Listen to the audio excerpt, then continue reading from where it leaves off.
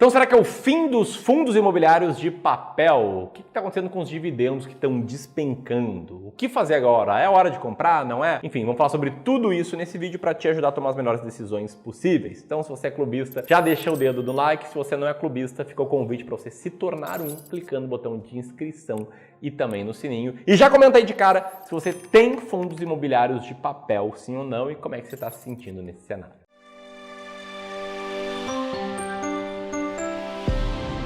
Bom, recentemente está cada vez mais comum a gente ver alguns fundos imobiliários do tipo fundos de papel terem quedas no mercado, né? É o caso, por exemplo, do Kinea Índice de Preços, fundo de investimentos imobiliários, é o caso também do Habitat, 2 fundos de investimento imobiliário, e é o caso de outras dezenas de fundos de papel que caíram recentemente nos últimos meses. E quando eu falo que eles caíram, eu não me refiro apenas ao valor da cota, mas também nos dividendos distribuídos. Te liga só nesse gráfico aqui dos dividendos distribuídos pelo CNIP 11, e você pode ver que nos últimos 4 meses, mês após mês, o dividendo distribuído vem caindo e ele tá uma fração do que era antes. E para piorar a situação, enquanto tudo isso acontece, os fundos de tijolo, que são outros tipos de fundos imobiliários, né, que por trás do ticker tem imóveis físicos de verdade, a gente pode ir lá e tocar, eles vêm pagando dividendos constantes e até valorizando as suas cotas, né?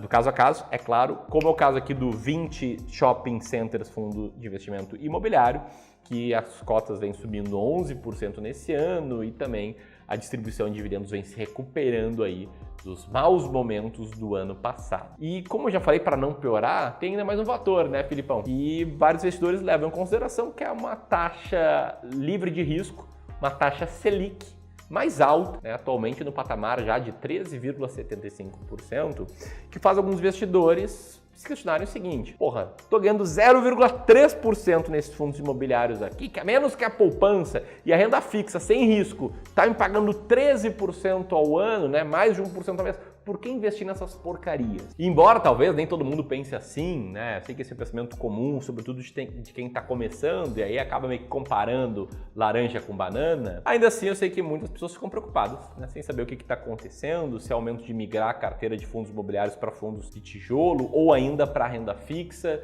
E aí, para responder, a gente resolveu sentar aqui e te explicar o que são fundos de papel, por que eles estão caindo, como comparar com uma ferramenta gratuita, que vai ser um presente nosso para ti, o dividendo do último mês com a média do dividendo dos últimos 12 meses. E também vamos dar nossa opinião se é o fim ou não dos fundos de papel e se é hora de comprar ou não. O que a gente está fazendo aqui? Colocar um pouco de skin in the game. Tamo junto? Então vamos lá, começando. O que são fundos imobiliários de papel? Diz aí, Felipe. A gente já falou pro pessoal que aqui clubista raiz já sabe que a gente prega sempre a educação de vocês. Então é muito importante que você entenda muito bem o que é que está por trás dos seus investimentos para você se sentir de fato seguro. E quando a gente fala de fundo imobiliário, já vem à cabeça a ideia do imóvel, do aluguel, de você receber um pouco de aluguel todo mês. No fundo imobiliário de papel em específico, tem um detalhe a mais, que é o que a gente chama de fundos de CRIs. Basicamente, como é que acontece? Imagina agora que Ramiro é uma construtora. Ramiro acabou de construir um prédio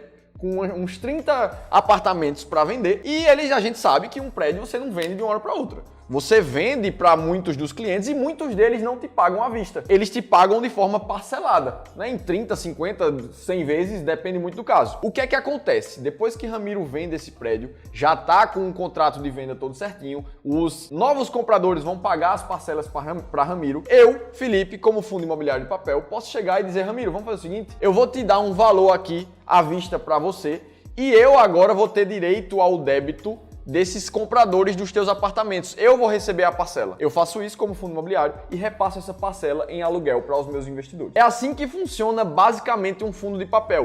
Eu, Felipe, como fundo imobiliário, faço isso através de uma securitizadora e crio o que eu chamo de certificado de recebíveis imobiliários, que a gente chama de fundos de CRI.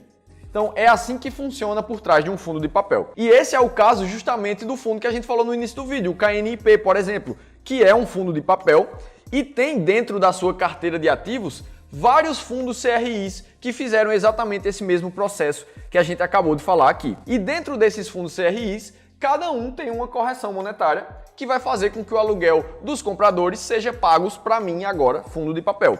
E aí isso pode ser através da inflação ou através do CDI, na sua grande maioria dos casos. A gente tem dois grandes riscos dentro dos fundos de papel. É o risco de mercado, ou seja, é o aluguel das cotas variar de acordo com a inflação ou com o CDI, que é o que rege ali os contratos, ou o risco de crédito, que é o caso daqueles compradores não terem dinheiro para me pagar. Então, são dois riscos completamente diferentes. Deixando isso muito claro, fica mais fácil a gente explicar o que é que está acontecendo com os fundos de papel. E a explicação aqui do Felipe nos leva à resposta da seguinte pergunta: por que eles estão caindo? No início do vídeo te mostrei, né, ali a oscilação da cota do KINEA, índice de preços, te mostrei também do ABT11 e te mostrei que não só as cotas estão caindo, mas também os dividendos estão minguando, né, estão bem mais baixos do que antes. Inclusive está aqui, né, a evolução de dividendos do ABT11. Isso acontece por conta do risco de mercado que o Felipe comentou agora há pouco, né? Como CRIs, no limite, são ativos de renda fixa,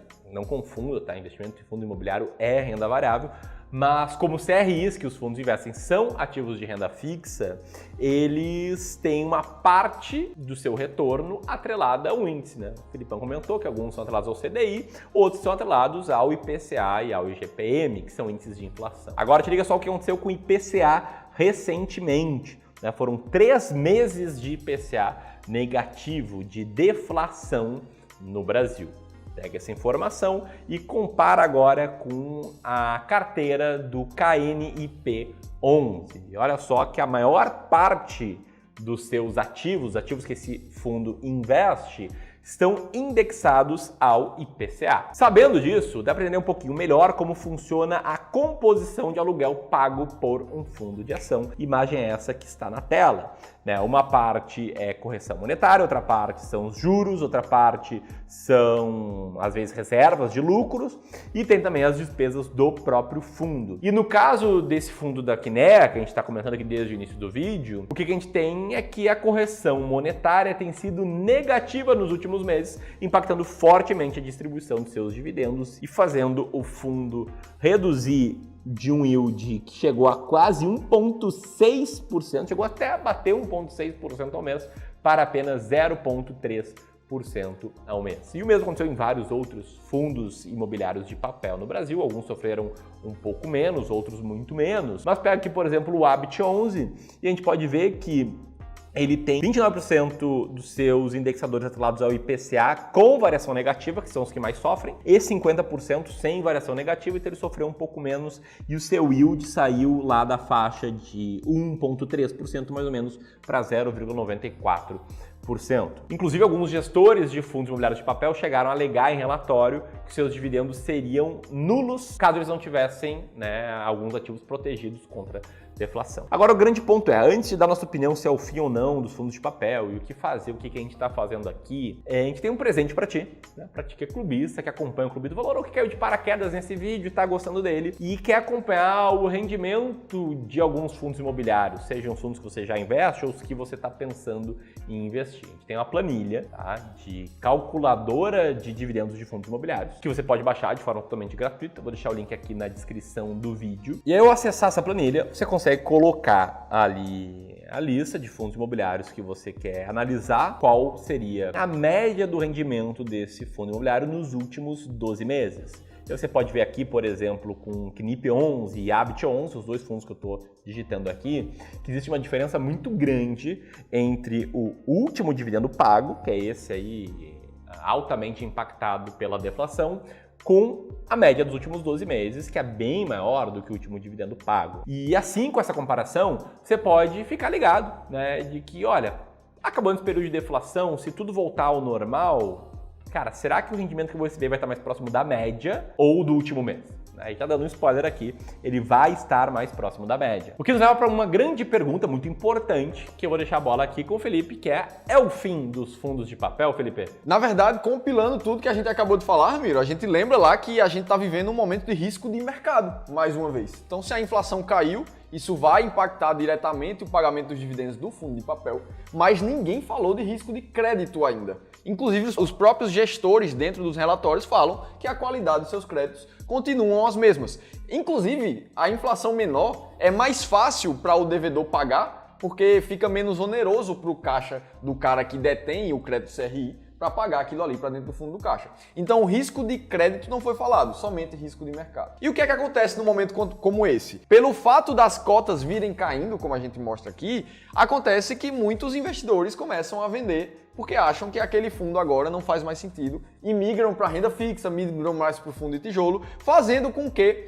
o preço sobre valor patrimonial de muitos fundos de papel tivessem um desconto mais acentuado nos últimos semanas e nos últimos meses. Por exemplo, se a gente vê aqui o próprio P sobre VP do Canip, a gente vê ele em torno de 0,97, ou seja, com 3% ali de desconto sobre o seu patrimônio, enquanto que o Habit 11 está com 0,95 de P sobre VP, demonstrando que eles já chegaram num patamar de desconto um pouco mais atrativo. Lembrando também que essa situação de deflação, inflação negativa, é difícil de acontecer no Brasil e foi muito causada pela isenção do ICMS que o governo fez dentro da cadeia de suprimentos da gasolina, que impacta um monte de outras coisas no Brasil e traz a inflação um pouco mais para baixo. Lembra-se que esse ICMS vai voltar em janeiro do ano que vem.